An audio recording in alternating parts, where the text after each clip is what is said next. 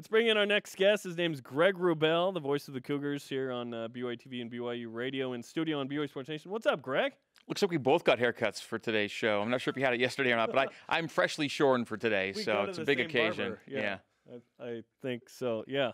Hey, we'll get to a cool thing about Canada, which is like my new favorite segment of what we do here. We're looking forward to this. You're easily entertained, by the way. I appreciate that. I am easily entertained. I love it. But first things first, tomorrow, 3 whole hours of Greg Wrubell on Behind the Mic on BYU Radio. What can we expect from this BYU Football Media Day program? Well, noon to 3 tomorrow. You can expect upwards of 20 or so guests over the course of the 3-hour show. Woo. We're gonna be shuffling them in and out, 2 at a time. Good content all the way through. Jason Shepard might even stop by, I'm told. Our talent booker, I think, has gotten Jason for a few minutes tomorrow. That's a good get. Yeah. So I'm everyone surprised you had the budget to afford him. Yeah, everyone from Tom Holmo to Kalani, all the coordinators, ton of coaches and players coming through. So 12 to 3 tomorrow on BYU Radio, Sirius XM 143, BYURadio.org, or the BYU Radio app. Behind the Mic with Greg Wrubell, a Media Day edition. So look forward to that. Yeah. And is that 2 to 5 Eastern? That'd be 2 to 5 on the East Coast. 12 to 3 Mountain. Yeah. Cool. And I think 3:30 to 6:30 in Newfoundland. Yeah. That's right. Oh, yeah. Last time. Very nice. Yeah. That's not a cool fact about Canada. Well, it was last time. Okay, yeah, okay. All right. We have more. We need to keep track of these, and then we'll have this like 10-minute montage of like many these cool facts. things about Canada. Yeah. All right, so Media Day, it's a great day. I mean, it's the information that comes out of Media Day is always great, and it really gets us ready for the season. In terms of the day as a whole, what are you expecting out of tomorrow? Some folks go into this thing wanting or needing a big announcement of some kind. If anything comes, great, but I don't look to it for that. I look to it as kind of a great off-season fix. It kind of has its own time in the summer schedule before the other media days get underway. Helps to shorten the off-season a little bit, I think mentally, philosophically for people. And I just enjoy the football talk. I enjoy the conversation. I always think I learn a little bit when I speak with the players or coaches. And that's what I try and do is learn as much as possible for the season to come. And so it's an educational experience for me as I get ready for the season ahead. But it's run so well, by the BYUB and the athletic communications folks here in the building. It is such a big-time professional production. It looks as good as anything anybody could put together anywhere in this country. And BYU does it at this time of year, kind of every year. I look forward to it in my schedule. And again, it just gets me that much closer to the kickoff. And it's the first of any kind of college football conference, or no real teams hold their own media day. This is a unique setup. This is BYU's own unique window. So yeah, it's great. Have you always been a top button guy? You know what? Bronco's been making fun of the top button on me for years. Years ago, Bronco would mock my top button. So he doesn't get it. I've kind of gone off and on this thing, but nothing wrong with the top button look. But Bronco would kind of make sport of me when I didn't realize though. I am of the three. I am the only one not sporting the top. I am not a top button guy. Listen, Jason, it's as simple as a button away. I understand. It's just I don't feel like it flatters me. You should join Dennis Pitta, Tanner Mangum, Greg Wrubell, and myself on our quest. It doesn't need to be an everyday thing. Again, I'm top button done. I think the last time I was undone. I can go both ways. Just for the purposes of like Eric Mika, we're hoping he has the 2-way player contract. You have the 2-way button deal going. For the purposes of this interview, I'm going to have all three of us with no top reason buttons. not to. I don't want it to be unnatural and forced. It is unnatural, and I'm going to be uncomfortable, but that's fine. I want to fit in. Though you're right. It's not very flattering, it Arnie. does not. No, I'm kidding. I'm kidding. It looks fine. Yeah, you should undo it. It looks fine. All right, I can't. I just can't do it. Our Twitter question today, we're hoping that Eric Mika is flattering to some GMs today with the NBA All draft. it takes is one. That's right. Where will Eric Mika play basketball this season is our Twitter question. What do you think, Rick? Well, if you're to go just based on most of the draft board projections, he's not showing up on many, if any. So if you just want to go by that, he's probably not going to be drafted tonight. But all it does take is one guy in one workout to say you're worth a second-round pick to hear your name called. I'd say the chances are low that he gets picked tonight, again, based on all the projections. And I don't think that Eric's going to, view that should it occur as a career disaster. I think he would appreciate the freedom it might offer him to seek the best opportunity for him. He's spoken in the past about how a D-League assignment might be good for him. I think he's trying to get into a summer league situation, find a way into probably a D-League arrangement if that draft name is not called, and then take it from there. How will you view the decision to leave if he is not drafted? You know, not that it's inconsequential, but it's almost that it's almost inconsequential whether he's drafted or not relative to the decision he made. I think in his mind, he wanted to develop his game or different parts of his game at a different level in a different way, and it wasn't going to happen in his mind maybe as a collegian. And that was his prerogative, the way I viewed it and the way I read it. And so whether or not he hears his name called in the draft tonight, he still had determined his path.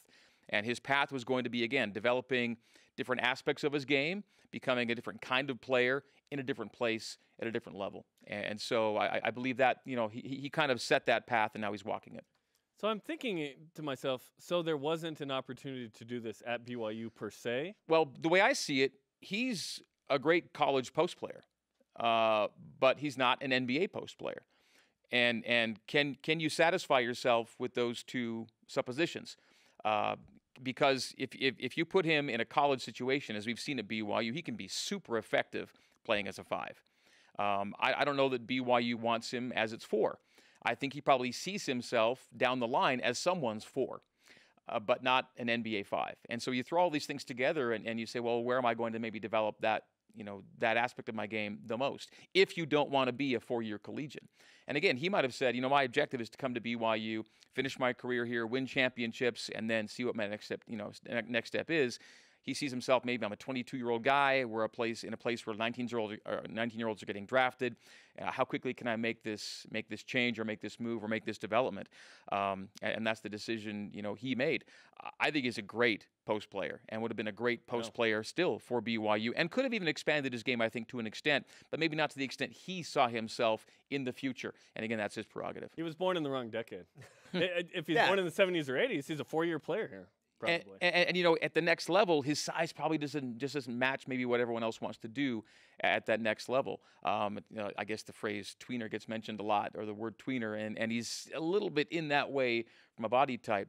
But again, there have been guys like him, not identical to him, who've been 4-year college guys. A guy like Tyler Hansborough's name comes to mind because I think build-wise they're a little similar that way. But again, you know, he was someone that didn't have a 2-year mission in the middle, and Eric did. And so Eric sees his age relative to everything else, and I think helps make that decision. Well, and as you said, it only takes one general manager to fall in love with you. We hear that all the time, but it's true.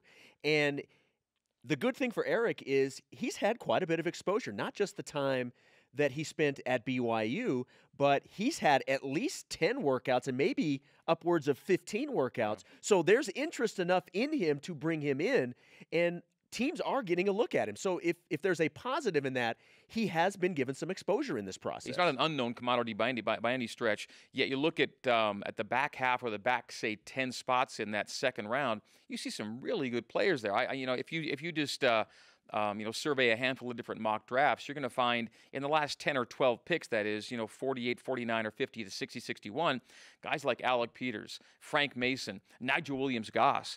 I mean, guys who are, legitimately established, college players with, tremendous credentials. And you go, wow, that's maybe how deep this draft is. Players who we know well as great collegians are barely sneaking in to the back part of the second round by the projections. With BYU football, we talk a lot about the guys at the next level and the role they play in kind of branding the program. And Kalani has been outspoken, and I know some of the conversation tomorrow is going to be about the importance of getting guys to the next level. Yet with BYU hoops, and it is tougher given roster sizes and only 2 rounds and whatnot, does what Eric Mika does at the next level, Kyle Collinsworth, what Jimmer's doing, how much does that play into BYU's ability to recruit certain guys to get, hey, we're producing professional basketball players? Well, professional basketball players is one thing. NBA players is another thing, because you can make money playing this game all around the world, and a lot of recent BYU guys are still doing that.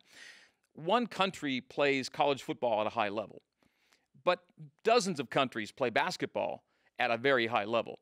And so the NBA draft and the NFL draft are two very, very different things. 7 rounds, a country that's really isolated in the terms of college football talent going into the NFL, 2 rounds and a whole world playing basketball. It's a much tougher gig to crack into the NBA draft than it is the NFL draft. Now, you can make money playing professional basketball anywhere in the world, and our guys do that. NBA is a very exclusive club. NBA draft, a very exclusive club. It's easier, I think, to find that success in the NFL, just by the reasons we talked about. And I think BYU is going to see that even to a greater extent with what Kalani's doing. You can already see the recruiting wheels turning with BYU football. It's going in a really positive direction right now.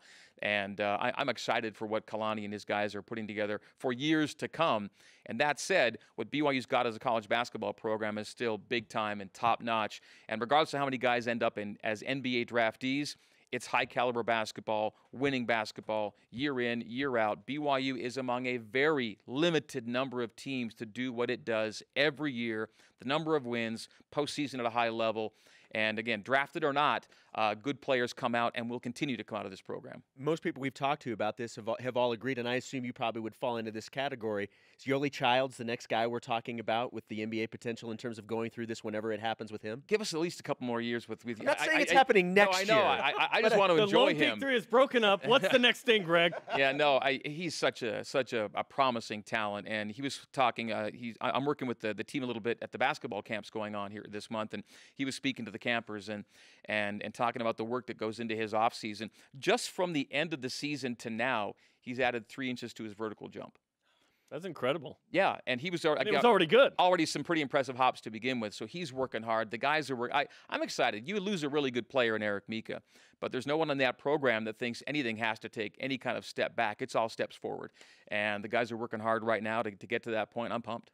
If Eric Mika was Lithuanian, he might be drafted tonight. That's what I have to say about that. Let's get to the most important thing. We've in the business, we've buried the lead. And the lead is... Or we could have saved the best for last. That's right. It's called A Cool Thing About Canada. Greg Wrubell, go ahead. So I was a high schooler in the early 1980s when a board game phenomenon burst across the country of Canada and really the world. The board game was called Trivial Pursuit. Okay? Did not know this. Okay, Trivial Pursuit is a game invented by 2 Canadians. Not only that, 2 Canadian media members. One was a photojournalist, one was a sports editor. These 2 guys invented the game called Trivial Pursuit that changed my life. It changed all of our lives, Greg. And that, fed my love of sports and trivia, and I played that thing till the board frayed and worn out. And it's a Canadian invention. It's gone, of course, around the world. It's probably had its peak a number of years ago, but it's had multiple editions of the game. Our daughter had her birthday a few weeks ago. She got a Harry Potter Trivial Pursuit edition.